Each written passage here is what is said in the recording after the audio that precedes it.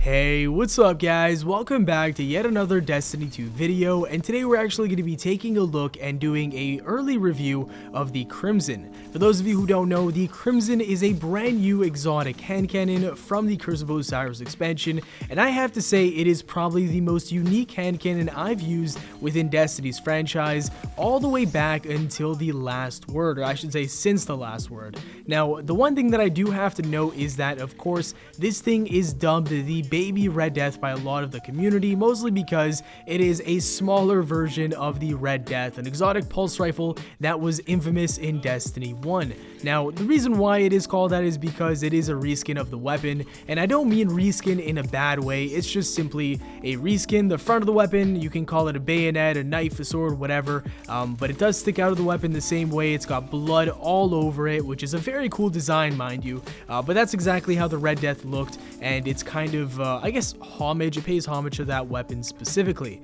Now, the one thing that I took away from this weapon as soon as I picked it up and started using it is that it was extremely awkward and at first very uncomfortable. Now, it wasn't even because of the weapon's recoil pattern and overall its stability, even though that is something that does cause discomfort, at least for me specifically, but I'll touch on this point a little bit later.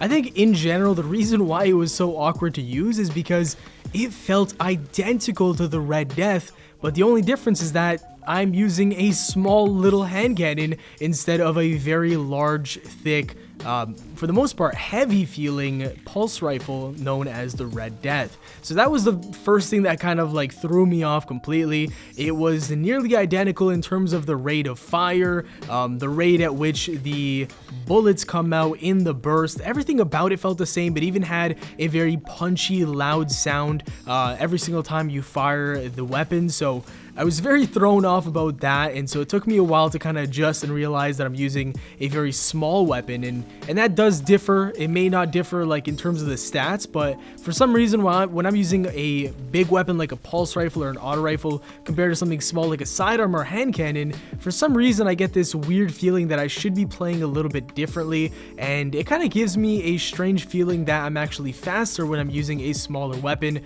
rather than a larger weapon. I don't know if that's actually something that's in the game, but that's just kind of the feeling I get whenever I use a smaller versus a bigger weapon. Now, the one thing that really was a hurdle for me specifically was landing headshots. Now, reason being is because, like I already mentioned, the recoil pattern of this weapon and the kick overall is pretty significant. So landing those headshots, especially at medium to a longer distance, was very challenging, and because the recoil pattern feels unpredictable, this was definitely hard to master. And overall, I used the weapon for about 3-4 hours, and I only started to kind of nail my shot and start to get better with it in the latter part of that time frame. So keep that in mind. It did take me quite a long time to kind of get good with this weapon and learn every single little detail about the recoil pattern and stuff like that.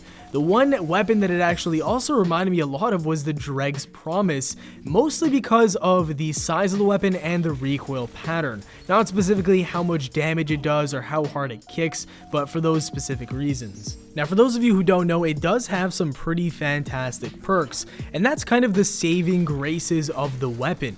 If it didn't have these fantastic perks, then I really wouldn't probably even be making a review on the weapon because it would be so mediocre. Now, of course, it is a unique weapon. A lot of people are going to use it just simply because of the nostalgic factor that it has and it being so similar to the Red Death, but I would not think that it's a weapon that anybody should use if it did not have the perks it does. Now, the one perk that I think is an absolute game changer in PvP is that every single time you get a kill, you'll gain health regen all the way up to full health. And the most important thing about this is that it happens fairly quickly. As you can see on screen right now, I just melted that guy and my health, boop, went up right away. It really didn't take much longer than a split second. And that's very important because if you can go ahead, get a kill on a person, hide in cover for that split second, get all your health back, you're free to challenge another person. And there's not too many weapons in the game that are capable of doing this, especially because Destiny 2 is notorious for having very slow recovery times. That's one of the biggest criticisms of this game, the fact that PvP is not fast paced because of the recovery, but this weapon actually speeds that up. It'll allow you to play a lot quicker. And overall, I don't necessarily think this weapon is amazing, but it kind of felt like it was amazing at times, and that was mostly due to my play speed and game speed being a lot higher, simply due to the fact that I was gaining health back after every single kill and constantly challenging another person that I saw on my radar. So fantastic weapon. As you can see right here, I was going off with it so much that I ran out of ammo in PvP, so that was pretty damn awesome. Now, believe it or not, it actually gets a lot better than that. Within the same perk, you also get something that refills your entire magazine whenever you get a precision kill. This is very useful in not only PvP, but also in PvE. If you wanted to just constantly be getting your health back and filling up your magazine and feeling like a god,